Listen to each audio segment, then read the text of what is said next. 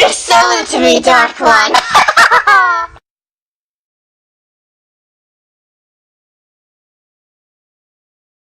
Matt's Cat by Cold War Saint. Neko near. Matt has always wanted a cat of his own, but with Mello being so absolutely stubborn about sneaking one in, he's going to have to make do with what he has, as uncomfortable as it makes his best friend, the poor cat boy.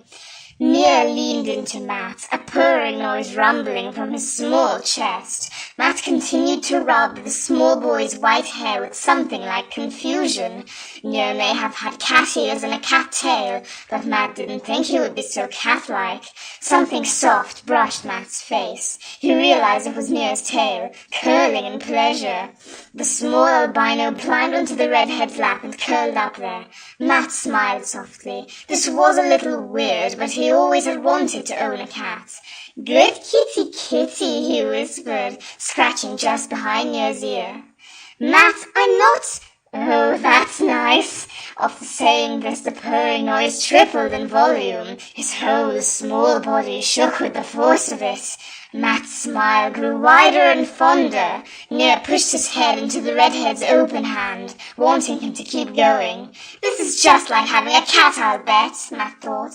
A few minutes later, Mello walked in. Matt didn't notice at first, but he was still too busy stroking his cat. Nia had fallen asleep and his purring faded to a soft rumble. Matt, what are you... Shh, he's sleeping. Matt quickly cut off Mello's yell. Nia stirred gently, wrapping his tail around himself and stayed asleep. Why are you petting Nia? Mello forced his voice into a lower decimal. He likes it, Matt said with a childlike grin. Is this because I wanted to sneak a cat in here? Mello demanded, his eyes narrowing slightly. What? Matt asked innocently. No, of course not. Nia just couldn't sleep was all. He needed help. Mello gave an I can't believe you snort. You're in denial, and frankly, this whole situation creeps me out. So kick that little freak out of here. No, Matt whispered in horror. I can't abandon him now. Isn't that right? The last part had been cooed to the small albino boy in his lap. In response, the cat-like child snuggled further into Matt and curled his little hands around one of the redhead's knees. Mello rolled his eyes. He's asleep. When he wakes up, he'll be less cuddly. Trust me.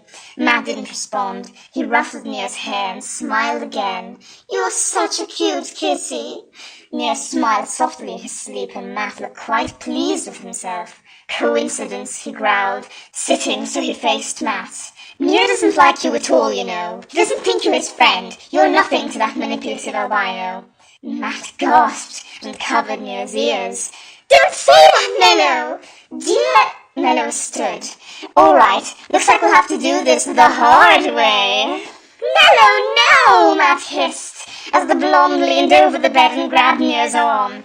Matt grabbed his other arm and pulled against Mello. Stop it! Nia's eyes shot open and he quickly assessed the situation. Matt and Mello were locked in a harsh tug-of-war with the boy. He should stay here! No, he doesn't belong here! Nia let out a small mewl of pain as his arm was nearly yanked from the socket by a particularly hard pull from Mello. Mello, Matt, he said, please let go of me. Ooh, he woke up! You heard him. Let go, Matt. No, you'll take him away! This, Nia tried to butt in, is a pointless task. Both of you can stop. Both boys ignored him. Nia was yanked back and forth until there was a loud ripping sound. Matt's eyes widened as Nia's sleeve tore away from his pajamas and he went tumbling into Mello. They both fell backwards over the bed and hit the door. Nia sat up on top of Mello, who promptly shoved him to the ground.